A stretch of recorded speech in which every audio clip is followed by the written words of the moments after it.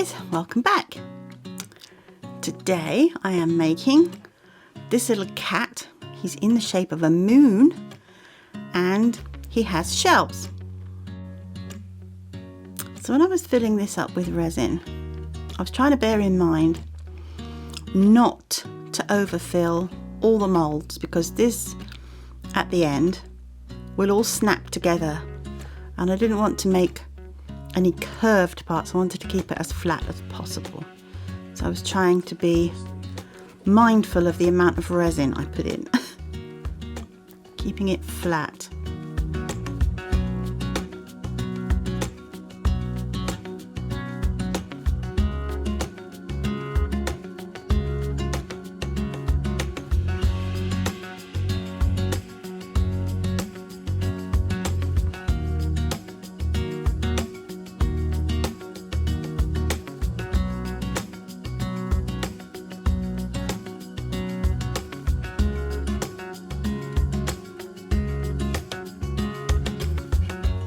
Now I changed my mind because I thought, no, don't overdo it.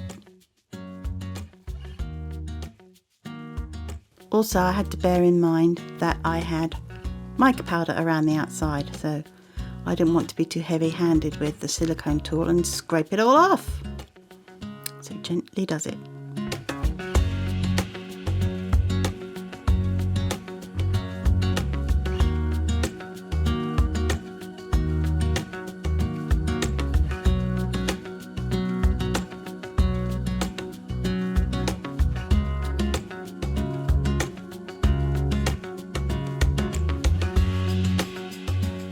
Bit of heat gun just to help move the resin around and get it into all the little corners, because I wasn't scraping it with my tool. And then these are the 3 shelves.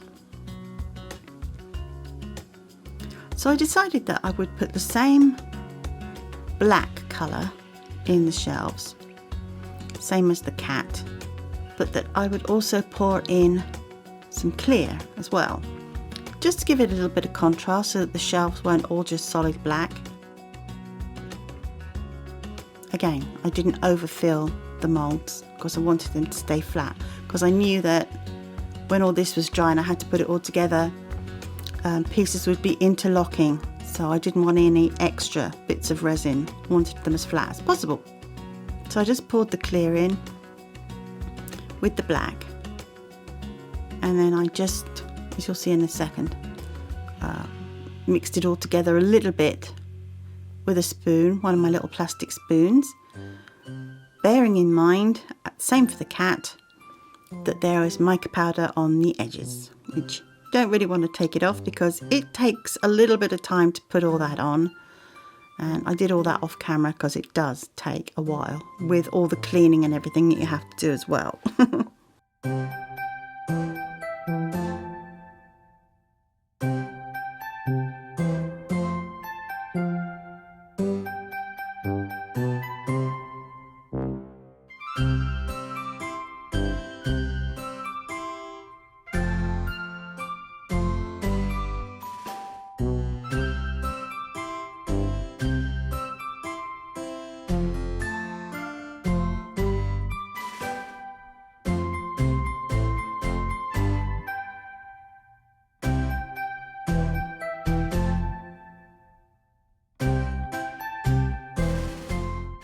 So these pots where I'm separating up the resin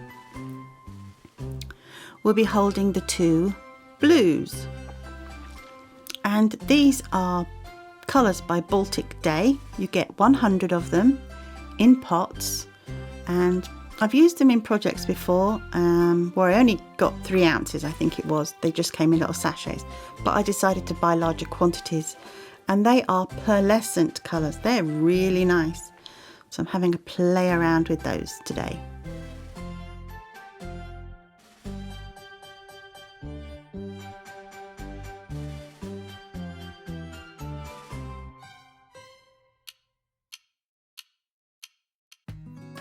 This is the same black that went in the cat and the shelves. When I'm doing a project, I never put water in the mould to find out, how much resin it's going to take. I never think ahead. And as I was pouring this, the cups were emptying out and I was thinking, oh God, is there going to be enough? And just about, there was just about enough. But I took every little piece of resin out of those containers that I could get out. Again, I was also bearing in mind not to overfill the mould, to keep it within the boundaries. Sometimes I pour a little bit extra in and it doesn't matter. But with this, as the project is going to be put together, I wanted all my surfaces to be as flat as possible.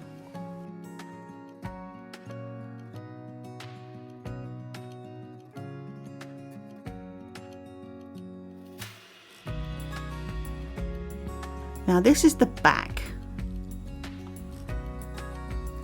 And I liked this pattern best, but we'll talk about that in a little while.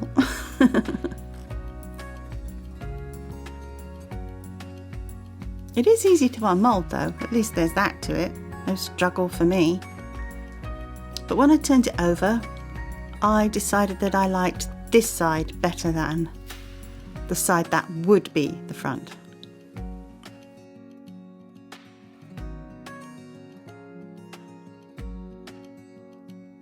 Yeah, and it's still very flexible as well, so I had to leave it sort of overnight to firm up a bit, which it did.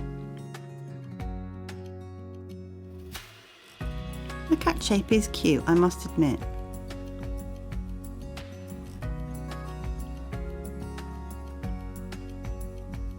And all these pieces were still very flexible. I could have bent him in half.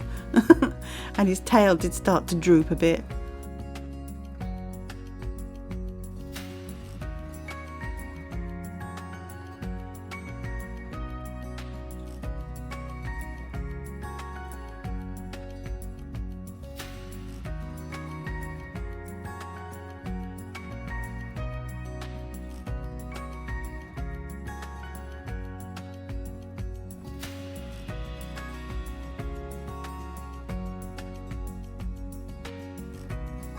And now the shelves.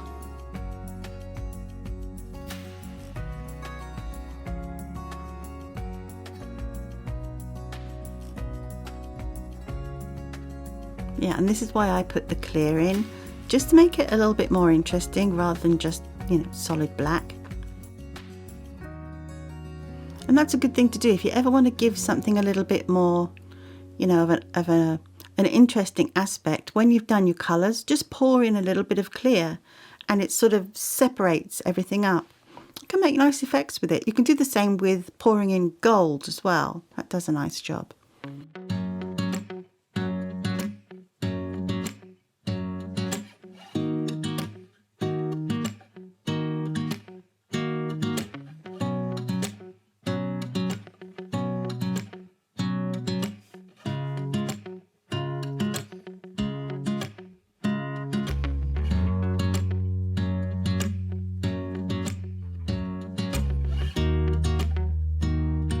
Guys, well, at the end of that project, although it was fun, I do have a few things to say about it. First of all, yes, it's very cute and that's why I bought it. But there are some problems with it. So first of all, you get all your pieces. You get the cat and the back, and you get your 3 shelves. You get 1 long and 2 short. Now, when the back came out of the mold, I liked this version. So this was how the back would have been in the mold. This would have been the front, laying flat against the mold, and this was the back. And I would rather have used this, but because of the way you're forced to put it together, you can't do that. The other thing is the shelves. So the shelves would all have been laying in the molds like this. This, the nice flat piece, face down against the mold, and this is the back. And because of the way that resin cures, it often sinks down, it shrinks. So you're left with a kind of a ledge on here. Now, when you put this together, it is a challenge. So you have to put the slots in for the shelves, which is not easy. And the struggle that you're witnessing is real. You have to get it right like that. And then what you do is once it's clicked in, you slide it over. And of course you have to do that with all 3 shelves. So the situation that you now have is, these are the shelves. And lovely as they are, they have to be put in a particular way. The little bits that stick off the end of these shelves are the registers for the cat. That's where you pop him on. But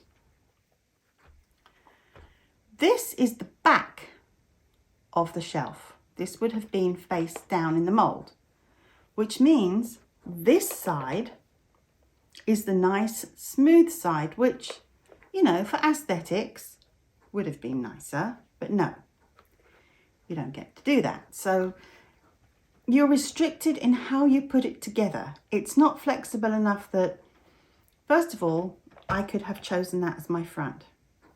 Secondly, the shelves are up the wrong way. And you put the cat on. And you just pop the cat into those little registers.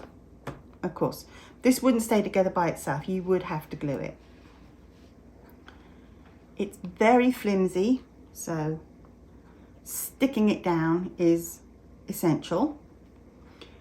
The other thing that I have to say is about a little bit of deception on behalf of the people that make this mold.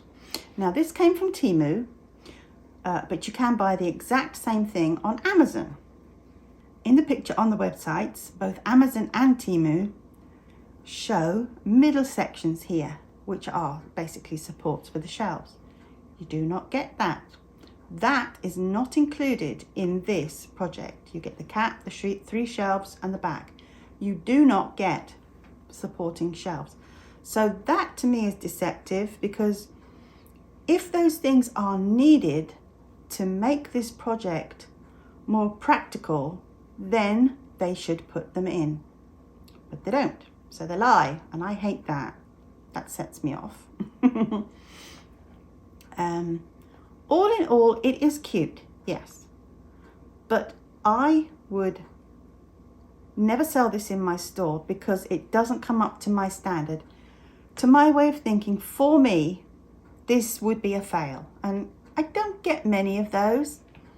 But every now and again, because of all the things I make, you're bound to come across 1 or 2. And some of the things that could potentially be fails in things that I have made, like trays or boxes that have weak sides when you put the resin in, you can sort those things out. You can just prop up the sides. But with something like this, it's fundamentally part of the project. That's deceptive, to show central supports when they are not in fact included. So I just wanted to share that with you, my thoughts on this. And if you are thinking about buying this, just remember what I said. It's also sad because I bought this with the roses version. I probably won't make that now because I know it's structurally unsound and an impractical thing to make. Shame, but there we are. So, thank you for watching and for listening to me rant, and I will see you here again, same time, same place, next week. Bye for now.